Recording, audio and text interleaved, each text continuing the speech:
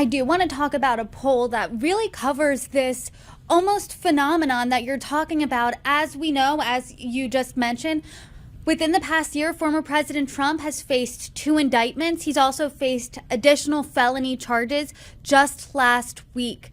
A New York Times Siena College poll has him really obliterating the entire GOP competition in this primary field. He has over 50% of the support. The next person in a way distant second is Ron DeSantis with support in the teens.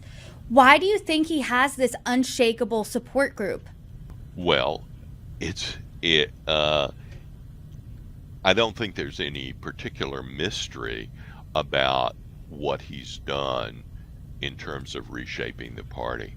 It's not just that he's a candidate with a lot of energy and represents many things that Republican primary voters want, in particular. And this is really striking, and I don't think it's been appreciated enough. This is an incumbent president, now former president, who is running as an outsider, right?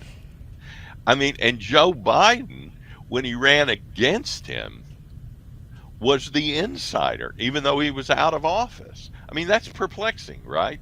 But what it really represents is that Trump has transformed the Republican Party. If you think back to a Harry Truman Democrat, he, and I'll say it was he, but of course it was men and women, was a lunch pail worker, who went to work in an automobile factory or whatever.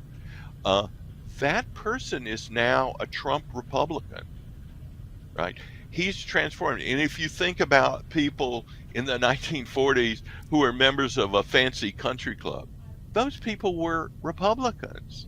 Those people now vote Democrat. So why the switch? Why do you think we see this switch? It's been so interesting. I think that the Democrats have positioned themselves as the party of expert management, and in a lot of ways stability. And their risk now, I think, is that they have been taken over by the really progressive wing. And the progressives are not the same as old-fashioned liberals, right? They're much further left. They're much more socialist. They're much less in favor of free speech and a lot of other things.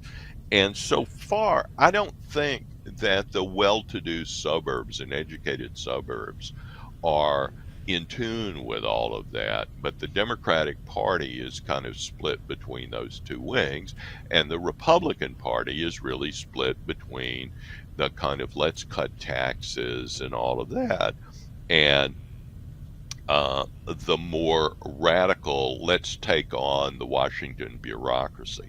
And as Washington has grown bigger, more and more we're governed by bureaucrats, not by elected politicians.